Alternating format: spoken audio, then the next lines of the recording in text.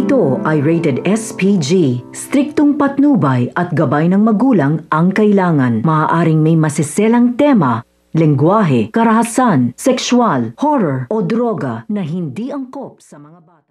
Natuloy na nga ito nga si Annalyn sa US at dito nga pinalalahanan nga siya ni Tony Lynette na wag nga kung sino-sino kinakausap nga nito dahil may mga masasamang tao nga dito nga sa ibang bansa. Kaya naman ang merong nga sumusunod dito nga kay Annalyn ay kinabahan na nga siya.